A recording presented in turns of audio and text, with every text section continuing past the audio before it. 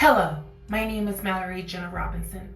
Join me on A Hateful Homicide, a true crime podcast dedicated to telling the stories regarding the murders of transgender, gender non-binary, and gender diverse community members in the United States and abroad.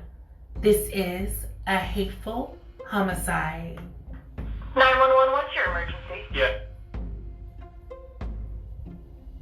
A transgender woman has been shot and killed in North Baltimore. Alpha? In the U.S., trans women of color have a life expectancy of just 35 years.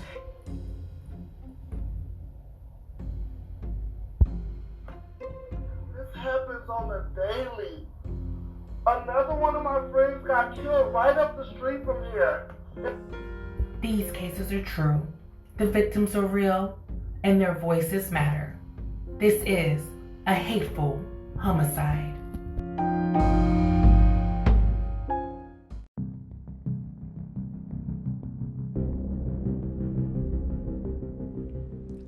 The murder of Courtney Key, a Christmas Day killing.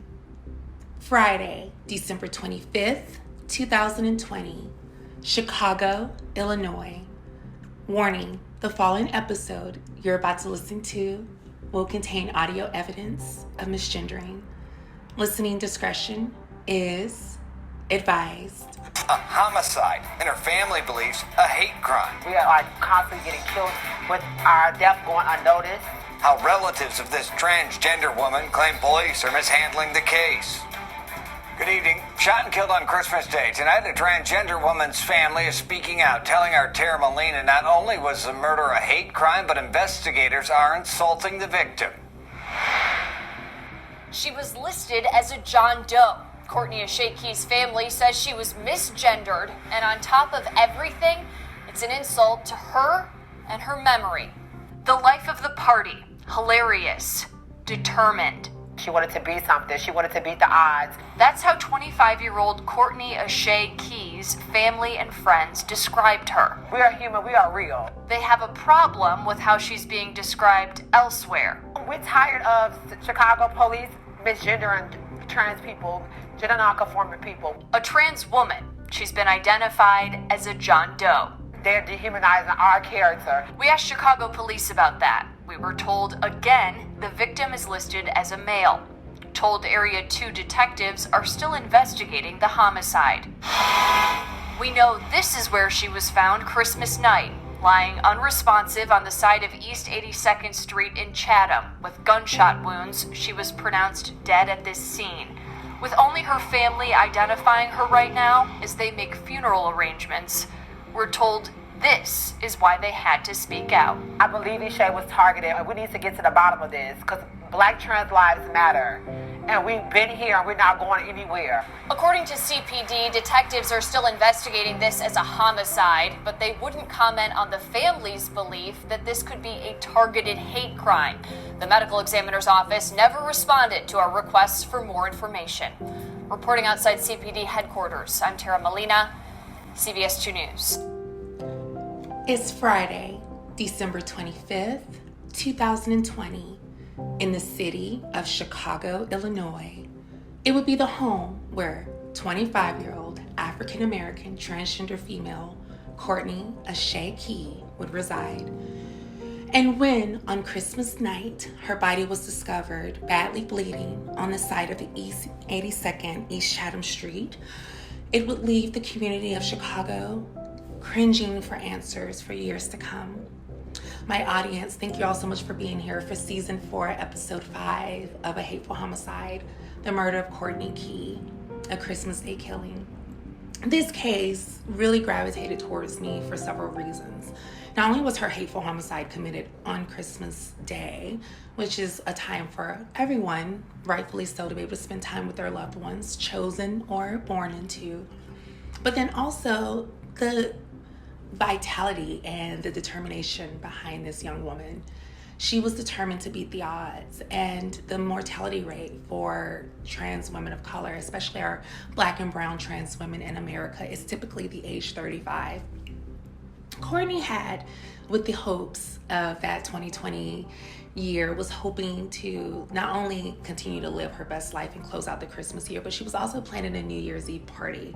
She was a member not only of the Key family, her biological family, but she was also a member of the Coors family, which is her chosen family, an organization that was based, an LGBTQ plus organization based out of the south side of Chicago.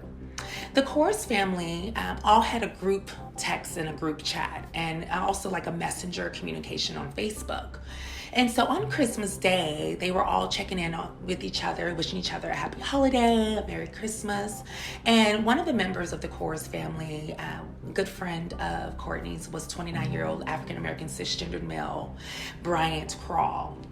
He, as well as Courtney's best friend, 25-year-old African-American cisgendered male, Nathaniel Porter, realized around 9 p.m. they hadn't heard from Courtney since around 6:30. They typically wouldn't be alarmed, but because of our community, my audience as trans folks, and we know the violence, as we're going to hear throughout this case, the plaguing violence that is not only impacting the country, but definitely the city of Chicago. They knew that when they didn't hear from her, that something wasn't right. According to Brian Crawl, a really good friend of hers, he stated he didn't want to get too alarmed at the time because he knew that she was with her mother. They had this iPhone app that Courtney and the rest of the family would be able to track each other, and so they were able to see that her phone was over, again, off of the 82nd Street in East Chatham, which was near her mom's home, and that made sense because she was visiting her mother and her father and brother and sister on Christmas Day, and had been there and in communications with everyone until around 6:37 p.m. According to her family, she had left the home around 7:30 p.m. to go and just say hi to some other family members and friends, not preparing for what they were going to be waking up to just the following day when police officers came to make that terrible news. However, on that Friday, December 25th of 2020, a police officer by the name of Chad Driscoll, Chad Driscoll, was doing a patrol around the East Chatham area. It was his designated route, and he was pulled in on Christmas Eve and Christmas Day to do like a double shift. He was getting ready to wrap up, and he was doing his final rounds when he spotted a body of a young woman, unresponsive. He went over to check on her and noticed that she was bleeding from the head. And of course, he wanted to check for signs of life and noticed that there was still a slight pulse. Officer Driscoll then notifies the Chicago PD as well as the ambulatory team, who all races out. They're there within the next 20 minutes and ultimately discover that Courtney has succumbed to her injuries and has died at 8:50 p.m. Central Standard Time. Her body is then taken to the Cook County Coroner's Office, where they then go ahead and determine that her cause of death was gunshot wound to the head, and her manner of death was homicide. They then, of course, didn't have any identification on Courtney's body, so there was no determination of who she was. And unfortunately, Officer Chad Driscoll and some of the other team members of the law enforcement Chicago Police Department didn't see the need to appropriately gender Courtney. So much to the so that Courtney was misgendered and listed in the coroner and morgue's office as a John Doe.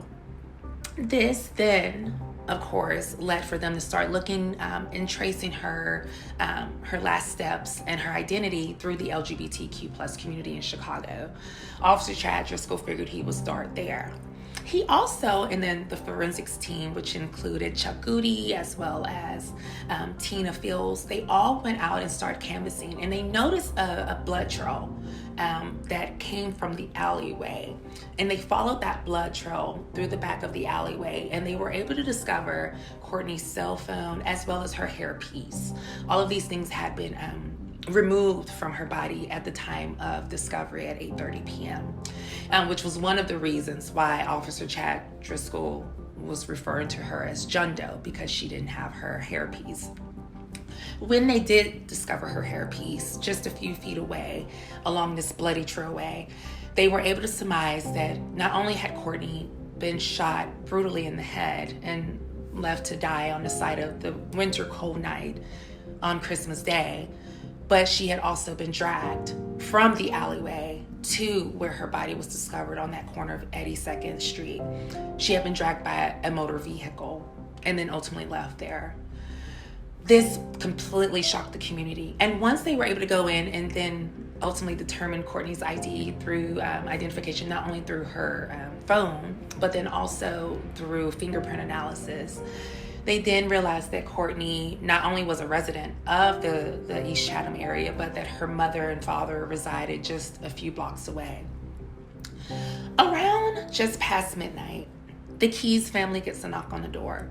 They had went to bed around 10 p.m., not alarmed because they knew that Courtney, their second or fourth children, would normally go out and either hang out with her lovely queer community on the south side of Chicago, or either she would go and visit her very other supportive family.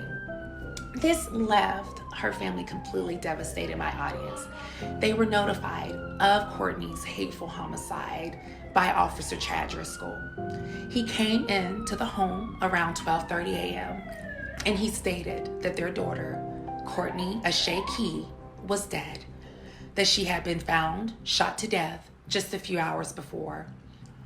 The family was devastated and blindsided, had no idea that their daughter had not only been murdered, but that she had even never made it to her family's homes to even give out the rest of those gifts. They were completely shocked and also notified Officer Chad Driscoll to not misgender their daughter. Courtney's father, especially, was very determined to make sure that his daughter was not misgendered. He, along with a few fathers, like my father as well, proved to be very supportive of their trans children. And Courtney's dad was no exception, as well as her mother and her older brother and two younger sisters.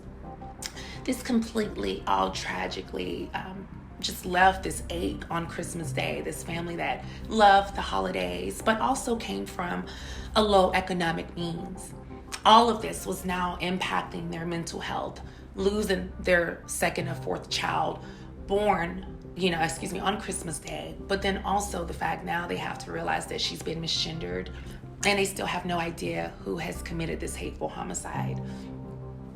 As Officer Chad Driscoll is determined to assure that Courtney's case does not go cold, he continues to investigate and says that he will do his best to assure that his team, as well as the news media, affirms Courtney's gender identity. Her mother spoke fondly of Courtney, stating that she was the life of the party. She was energetic, and every time she walked through the door, she would be like a breath of fresh air. She stayed with her parents periodically, but mainly she resided over with the Coors family, again, her very beautiful queer community family in the south side of Chicago. They all decided to rally together because they knew that they all needed to find the resources, the financial resources, to prepare for Courtney's burial. As they're unraveling at the fact that their loved one has been met with this hateful homicide, shot in the head, drugged along an alleyway, losing her items, and then just left in the cold winter's night, snow covering her body. And fortunately, if it wasn't for Officer Chad Driscoll, she was at least able to get out of that cold. And that was one of the remarks that he made later on, was that he was grateful that he was able to keep her from being too cold. He put his jacket around her. He was encouraging her to hold on. So one of the things that he shared, which impacted him very significantly, was that he recalled just her being determined to still hold on. And unfortunately, her injuries were just too traumatic for survival. And that itself is what propelled him and the rest of the team to continue to search for this case. And unfortunately, my audience, as we continue to go through, we're going to see that not only Courtney was the 43rd trans and gender non-conforming and non-binary member of color murdered in the United States. And strangely enough, if we look at the census, especially our Human Rights Campaign census of the 2020 year, a lot of those hateful homicides happened in the city of Chicago. Let's take a moment and hear a little bit about the violence that is rising towards our trans and NB community in the city of Chicago. The way in which people, trans and non-binary people, have been killed seems to be even more gruesome. It's crime you may not always hear about, and it's happening at what some say is an epidemic level. Anthony Ponce explains in tonight's special report. Orient on fatal attacks against transgender people is a whole category of crimes that often goes unreported because advocates say standard crime data oftentimes doesn't tell the whole story behind the identity of the victim. But based on the data they do have, they say these murders are a problem that is getting worse and worse. The brutal death of 33-year-old Tatiana LaBelle made headlines here just last month. The transgender woman's body was found in a garbage can in a South Side alley. Tiara Banks, Desaya Monei, and Brianna Hamilton were also part of Chicago's transgender community. They were all killed last year. Some of the trends that we've noticed is that the numbers continue to get higher and higher every year. The Human Rights Campaign began tracking the number of transgender and gender non-conforming individuals who were the victims of fatal violence in the U.S. nearly 10 years ago. We've unfortunately broken 2 grim records 2 years in a row, last year and the year before. And the truth is we may be on track to do that yet again this year. Their numbers show at least 37 such deaths occurred in 2020 and at least 47 in 2021. That is a 27% increase. I'm 72 years old, and across my lifetime, maybe 50. You know, this is the closest one. This was somebody that, played with my grandchildren. It has been 6 weeks since Alexis Martinez lost her friend, Elise Mallory. Both used to work together at the Chicago Therapy Collective in Andersonville. That is where there is a mural nearby remembering the transgender woman from Evanston and her advocacy work. So far, her cause of death is still undetermined. I don't know how to express just the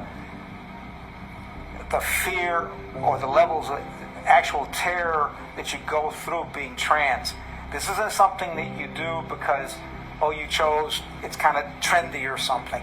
This is heartfelt. Alexa says a transgender person often becomes a victim of violent crime because they are forced to live on the streets at a young age. They can only survive by participating in the street economy, selling drugs, selling their bodies, shoplifting, whatever it is that they can do to survive. Here's another unfortunate trend, that most of the people that we report on were killed by someone that they knew. That's incredibly frightening. Since 2013, 36% of the anti-trans violent deaths the Human Rights Campaign has recorded were committed by an acquaintance of the victim. Another 21% by the victim's intimate partner. If we can't trust people that we know, then who is it that we can trust? These statistics also indicate trans women of color seem to be at a greater risk of becoming a victim of violent crime. As Black people, we're disproportionately impacted by fatal violence, number one. As trans people and gender minorities, as non-binary people, we're also more victimized because we're seen as lesser than and disposable. Cooper says social determinants like where a person lives or works also play a part. And the advocates we spoke with say the public would have a better idea of the number of violent deaths in the transgender community if the victim's identity was required to be recorded as how they lived their life and not just what is listed on the driver's license. And as you could hear my audience, there is such a stigma and trauma around the trans community and the gender non-binary community. And one of the things that was reported was these social determinants. And that's one of the factors that plagued the Key and Core's family as they were preparing to lay Courtney to rest. She was laid to rest on December 30th of 2020, 5 days after her hateful homicide. The family had not only done a GoFundMe, but the media in the city of Chicago really rallied around the Key and Core's family to not only assure that Courtney was gendered correctly as she should be, but also that the family did get awareness around the fact that they needed financial support to lay their daughter to rest. With this being said, the Keys family then became aware of the importance of trying to advocate and navigate for health insurance. And it's one of the things that they have started to do in the Chicago area. Living in Los Angeles, California myself, I know all too well that the health insurance piece is very important, not only just for your own health care, but then also the burial insurance to our life insurances. And unfortunately, a lot of us as trans people do not have employment. So we don't have life insurance unless it's something that may be fortunate your family has kept you on, or a family member or friend. When that doesn't happen, we're in situations like this where we see with Courtney.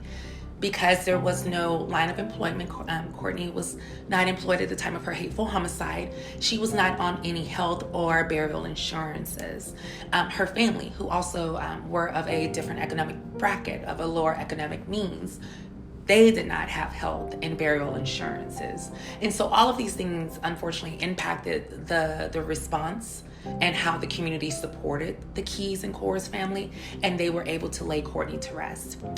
At the same time, Officer Chad Driscoll made a discovery along that alleyway that they didn't notice the first time around.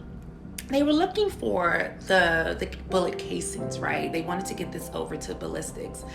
When he discovered Courtney's bloody body, dragged body off of the 82nd East Chatham Street, he realized that she had been shot in the head, but there was no bullet.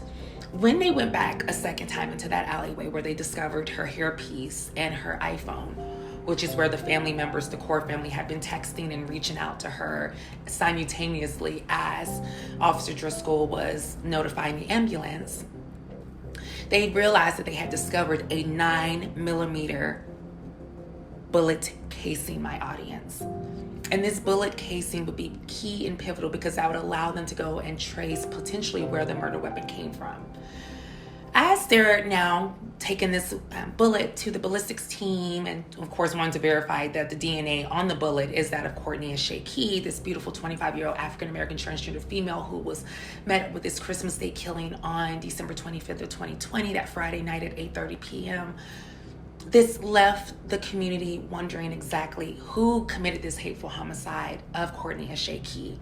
And as you heard in the other audio evidence, my audience, you would hear that sometimes 21% of the hateful homicides that happens to our trans community far too often is that of intimate partner violence. At the time of Courtney Key's hateful homicide, she was not in an intimate partner relationship. She had dated previously, but she was not in an intimate partner relationship. So they was able to rule out that it was not someone of an intimate partner nature. But that didn't rule out potential friends, frenemies, or even just outright haters, right? You have people who target the trans community. And Courtney was very out and proud of her gender identity. Born March 25th of 1995, she was the second of 4 children born to the Keys family. Again, described as vibrant, lovely. She loved skating. She loved singing. She loved dancing. She loved just living life. She was fondly known for going over to the beauty supply store and getting her products, and they would always just remember how lovely she was. And she would always say that, you know, she would do hair as well as a way of trying to make money and keep some income. And in the year of 2020, as it was preparing to close again, as I mentioned earlier, Courtney was preparing a New Year's Eve party to celebrate with her family chosen in bio. But then she was also looking forward to the 2021 New Year. At the time of her hateful homicide, it was 9 months into the global pandemic known as COVID-19. And so there was these COVID protocols that were in place. And so she was very cognizant as she was preparing for this New Year's Eve party, and she had a limited few people, and they were talking about that in the group text and stuff. Before her hateful homicide, just a couple hours later, they were talking about that on that Christmas night, about like what they're gonna eat and what music they're gonna play. This is what her and the Coors family was discussing in part of that Christmas Day conversation as she was preparing to go see some of her family members before she was abruptly blindsided and shot and then drugged throughout the back alleyways in the south side of Chicago. This was what she was looking forward to. She was also looking forward to in the 2021 New Year to go to school. She had actually realized that, and she had graduated from high school back in 2013, but that was as far as her education had went. But she had always wanted to go to like a technical school and again, and really strengthen her cosmetology and hairstyling skills on a professional level. She saw herself opening up, as it was going to be called, Coco's Boutique, and it was going to be not only only a place where you could get clothing items. She wanted to have like a consignment shop where community members, especially of the trans and non-binary and intersex and two-spirit identities, could come in and have a safe space in Chicago to purchase clothes and not necessarily feel binary or othered. So she was very intentional on wanting to create that space, and she was discussing with her best friend Nathaniel Porter and her good friend Brian Krall on ways to like make that happen. One of the things that she was going to do with this consignment, this Coco's Boutique, was again have a hair salon piece in there too. So if community wanted to have this full experience of not only getting nice clothes that was donated, but then also being able to get a nice hairstyle or haircut or whatever look you were going for, Courtney wanted to provide that at Coco's Boutique. And she was going to start the planning phases for that in the beginning of the 2021 new year. Unfortunately, that all came to a screeching and abruptly end on December 25th of 2020, officially at 8:50 p.m. Central Standard Time. As we continue to go through this case, my audience, I want to also take another clipping and share with you, hear a little bit from some of the families of victims who have been met with a hateful homicide. So many times, as we've shared and went through 4 seasons here, we've discussed, right, the fact that our community members oftentimes don't have a supportive family. But what happens when they do? We know that when a victim is met with a hateful homicide, it's not just them who is greatly impacted. It is the ones that they leave behind. Has many Chicago area transgender and non-conforming people looking for answers. Since the American Medical Association branded it an epidemic of violence, the killings of transgender women, particularly those of color, continue at a concerning rate. What's fueling the increase? And the I-Team tonight with new accusations of discrimination by Chicago authorities. January 17, 2021, the body of Sherry Nicholas is found in her room at the Jackson Park Supportive Living Facility on Chicago's South Side. Jerry Nicholas claiming Chicago police did not take his transgender daughter's death seriously from the beginning because of who she was. This is apparent natural causes? Well, we don't know. Nicholas telling the I-Team authorities misgendered her, and he says there is evidence of foul play that was ignored. In an email to Nicholas, CPD declaring a thorough investigation found no evidence of murder and the case closed. The autopsy finding, cause of death, is undetermined. But a mysterious note allegedly written to the Nicholas family urging news involvement fuels this father's speculation. She's gonna be missed forever. Can't bring her back. An I-Team analysis of the latest numbers from 2020 to right now tracks 8 trans homicides in Chicago, with even more cases suspected of going unreported. All victims are women of color. We're seeing geographic concentration in certain states and certain cities. Chicago being one of the cities in our database with the most transgender homicides. In 2022, the Chicago area reeling from 3 deaths. Martasia Richmond is found stabbed to death on a porch in July. Daniel Burley, described as her partner, is charged with murder. Lawyers say he acted in self-defense. In March, Tatiana LaBelle's remains are discovered stuffed in the trash on the city's east side. No arrests yet. And a day later in Evanston, transgender activist Elise Mallory's body is discovered in Lake Michigan. Her death now listed as drowning, but the medical examiner's office is unable to rule if it was accidental or murder. The clearance rates in our data are far below the national average for non-transgender homicide rates, and the clearance rates in Chicago are much lower. Florida State University is compiling a database to keep tally on cases and the outcomes. Definitely shows that there's a pattern of neglect. National and local activists calling for police to stop misgendering victims and to take the crimes more seriously, including classifying the homicides as transgender. That is definitely something that is important so communities know where the disparities lie. For more than a week, Chicago police officials told the I-Team they wanted to do an interview for this report, but never provided anyone to speak on camera. Transgender activists are more forthcoming. Most, if not all the time, trans people are murdered by someone that they care for or someone that they're doing survival sex work with. And we don't normally talk about that. 4 of the 8 Chicago cases have resulted in charges, including the murder of Courtney Key, shot to death here on Chicago's South Side in 2020. 62-year-old William Truss accused of killing Key after allegedly soliciting her for sex. Truss will be pleading not guilty, according to his attorney, who says he's innocent. She left her footprint on your soul, on your heart.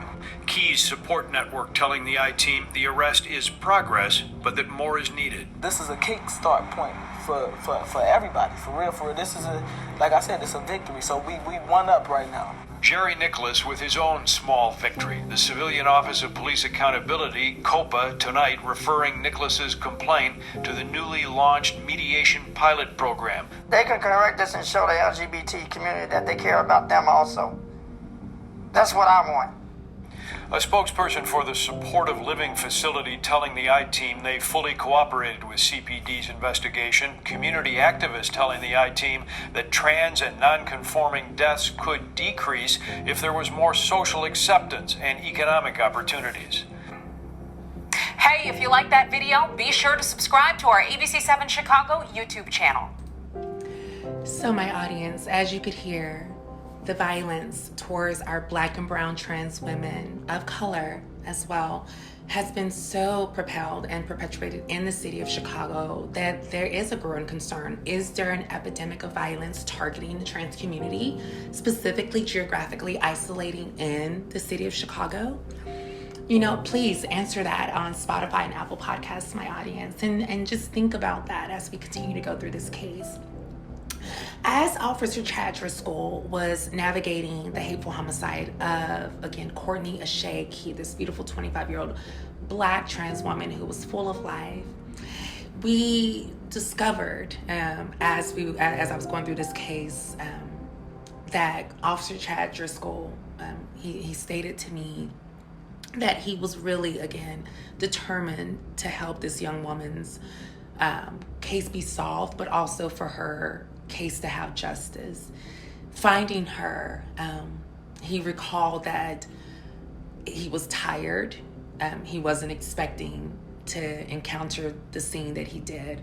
And because of that, because of this was his last round for the night, and encountering that on that winter's night over on 82nd Street in the East Chatham area, this left him determined. And so he continued to investigate. And one of the things that they were able to do over in the Southside Chicago area was look at some CCTV footage. And they were able to determine that there was a vehicle that had pulled up to Courtney. She had started, you could see where she was leaving her mother and father's home a couple of blocks away. And you can see where she's walking.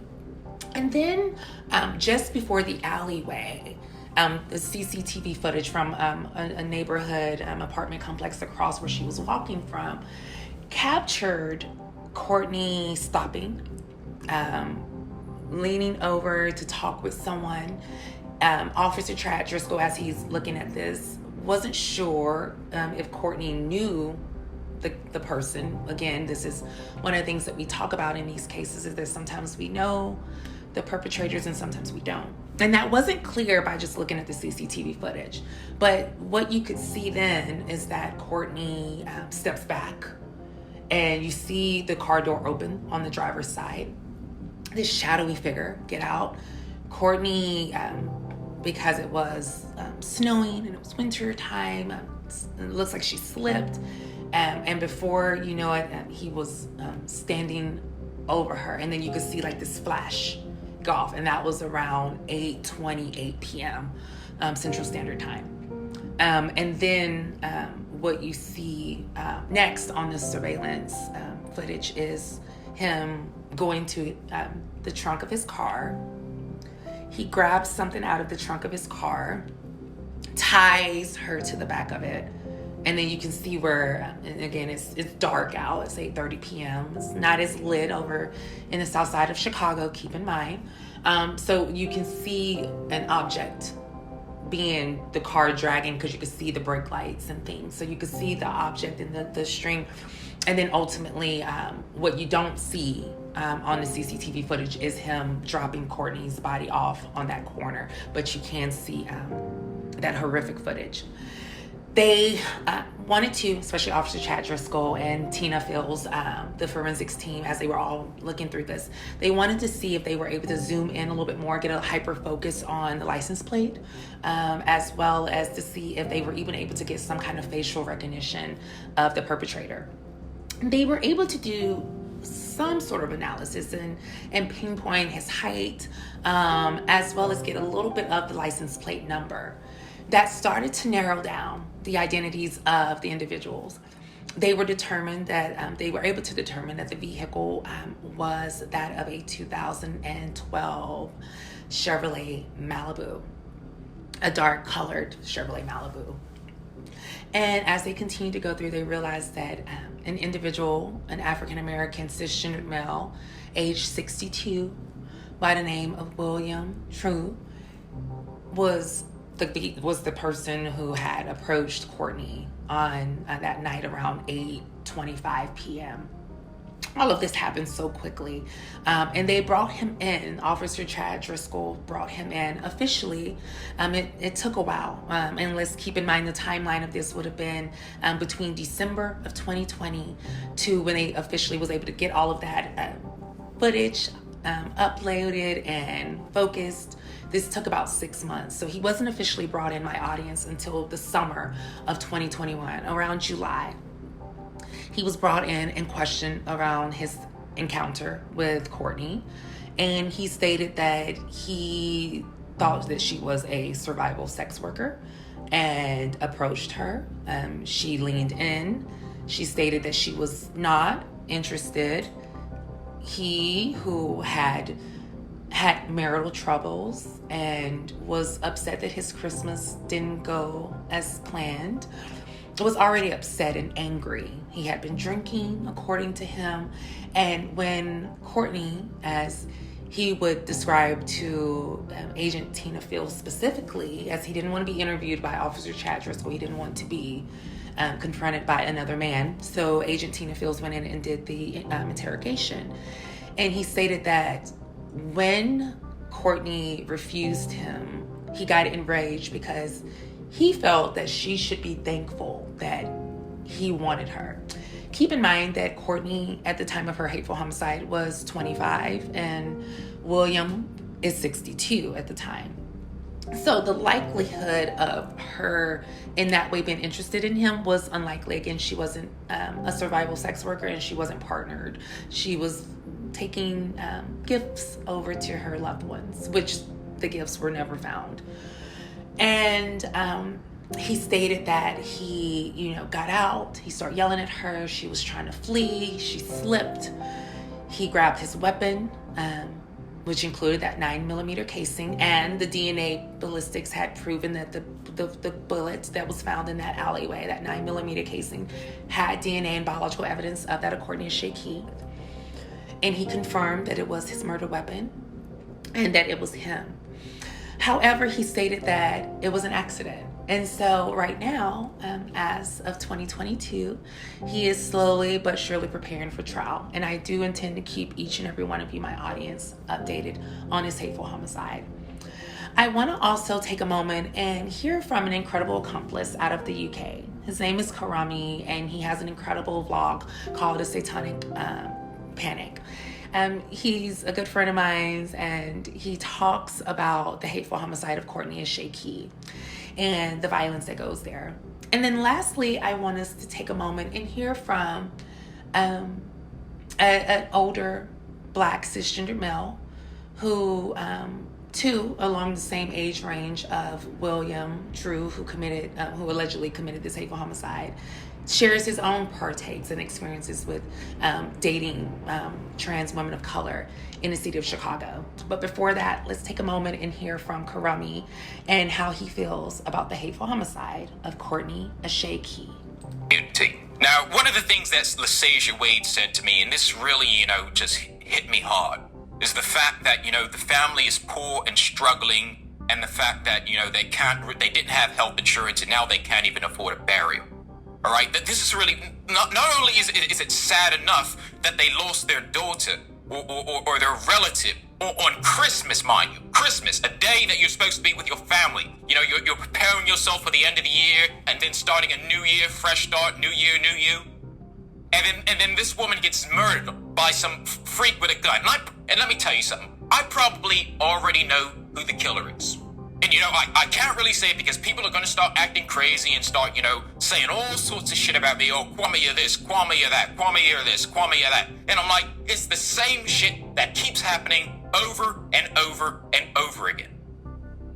And nobody wants to talk about it. The black community doesn't want to talk about it. You don't see anyone else really talking about this shit. And that's the reason why it keeps fucking happening. Because people aren't saying shit, and people aren't doing anything, and people aren't making the proper steps to try and stop this thing from happening. Now, to elaborate on what LaSasia said about, you know, the insurancing, this just goes to hammer down that a lot of these, quote, woke people that want to come at me and get mad at me about, like, fucking presidential candidates and politicians that I refuse to support. And I'm like, you know what? Those people are clearly out of touch. They want to come at me and say, oh, Kwame, you're not really a good ally because you don't support fucking Joe Biden. You don't support the Democratic Party. Now you heard what LaSasia said. The family is poor and the family doesn't have health insurance. All right? What the fuck is the Democratic Party going to fucking do? The Democratic Party has said time and time again they give the middle finger to poor people, they give the middle finger to black people, they give the middle finger to people that don't have health insurance. And because of all this, they basically gave the middle finger to the trans community. Because I know a lot of trans people that don't have health insurance. Not just in Chicago, in Philadelphia, in New Jersey, in New York, in Baltimore, all the places that I've visited. A lot of my trans friends don't have health insurance, and they can't afford Obamacare because Obamacare is too fucking expensive. It's too fucking expensive. I mean, people want to say, oh, Obamacare is socialism, Obamacare is privatized health insurance. It's fucking expensive as hell to get on Obamacare. I looked on the website the other day. They tell me, oh, you gotta pay $250 for a fucking GO plan. Why the fuck I gotta pay $250 for a GO plan? I'm practically living paycheck to paycheck as it is. And then you have the fucking individual mandate and all that other shit that just makes it even more fucking expensive. And this is why this is why I say we need to have politicians that support Medicare for all. But when I say that, people want to say, oh, well, you're just like a Trump supporter. Oh, Kwame, you just hate trans people. Kwame, this and that, and Kwame that. I'm like, you realize that universal health care would help everybody in the United States, including those in the LGBTQ community. But nobody wants to speak about this. They just want to go based on party lines. Oh, toe party lines. Oh, I'm a zombie. I support the Democratic Party. Yeah. Fuck off. And you want to say I'm not a fucking ally? No, you're not a fucking ally. You know, this story just really pisses me off because not only are we talking about the murder of a trans woman, but we're also talking about, you know, how the system is screwing over the poor. I don't foresee things changing in 2021. I seriously doubt the Biden administration is going to try and stop this. I seriously doubt that the Biden administration is going to, you know, do its part in, you know, adding protections so that transgender people don't have to go through this shit. Don't have to go through the murders, don't have to go through being misgendered, don't have to go with, you know, living life without fucking health insurance. It's going to be the same old shit over and fucking over and over again.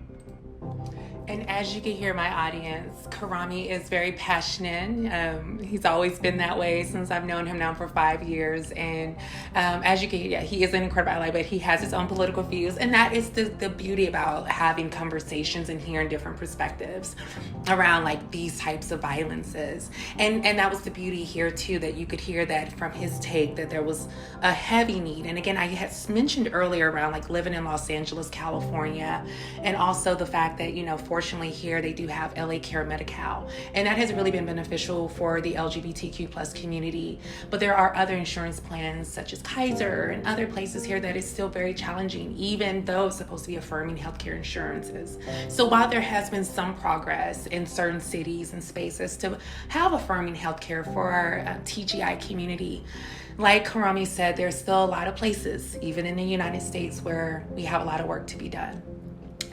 As we prepare to get ready to close this case, I wanted to just have you to take a moment and hear from an incredible a man who his name is John, and he is 62 as well, like the alleged perpetrator of Courtney Key.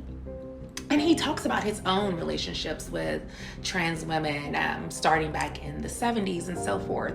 And I thought it was really important to hear that, because so many times I think what we don't hear is from our cis men community talking about the love that they have for our trans-identified folks.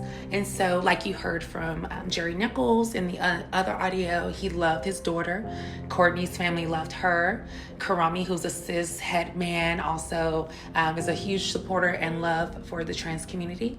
So let's take a moment and hear from John and his take on the dating aspect of dating trans women. What part? About trans women being so beautiful and important. I just want to edge that into my memory one more time. I think trans women are beautiful. They're willing to do whatever it takes to make their bodies match on the outside who they are on the inside. So they have this vision of loveliness, and they're willing to do. Yeah. If it takes surgery, if it takes electrolysis, whatever it is that it takes, they are willing to do. And some of them are some of the most gorgeous women you want to see, ever want to see. You know? And when I talk to straight women, like my wife, cis women, my wife is like, well, that's phony. That's this. That's that. I don't care. Look at this person. This person is gorgeous. This person is really pretty. And, you know, it takes a lot of courage to do this. And my wife is like, well, yeah, if you like fake, you know, being that's implants, things like that, for implants. I truly don't care about that. So, I don't know, that's kind of like where we're at right now. And as you could hear, my audience, you know, he was very affirming of the trans femme experience. And as we prepare to conclude this case, this horrific, hateful homicide, that of Courtney Key, beautiful Black 25-year-old trans woman who was the life of the party, a breath of fresh air, a daughter, a sister, a beautician, an advocate, and also a woman who knew her purpose and worth. When that perpetrator confronted her in that alleyway on that December 25th night, that Christmas Day, Courtney told him no. She said, not I. I am not someone who you will think that you can just come and solicit sex from. And that enraged him. And as a result of her saying no and advocating for herself, she lost her life at 8:50 p.m. on Christmas Day in the city of Chicago, Illinois. My sister, beautiful Courtney Key, we remember you. Yesterday, today, tomorrow, forever and always. Born March 25th, 1995, and resting on since December 25th of 2020. Oh, my audience, thank you all so much for tuning in to Season 4, Episode 5 of A Hateful Homicide. Again, the murder of Courtney Key, a Christmas Day killing. My name is Mallory Jenna Robinson, your host. Thank you all again for taking a moment to listen in today. Please enjoy your Christmas holiday, your Kwanzaa, and of course, as Hanukkah is closing, Feliz Navidad to you and your families. And please stay safe. Know that our community, the trans community, continuously needs your support. As you heard, the city of Chicago is going through a plague of violence, like so many other places. So let's continue to do our part and raise awareness so that way victims like Courtney and others, their deaths don't go in vain. Until next time, please continue to follow us on Instagram at A Hateful Homicide. Check out our website at ahatefulhomicide.net. You can follow me at MalloryJenna90. And also please know that I appreciate your continuous love and support of A Hateful Homicide. Have a great day, and I look forward to connecting with you all next week. Bye-bye.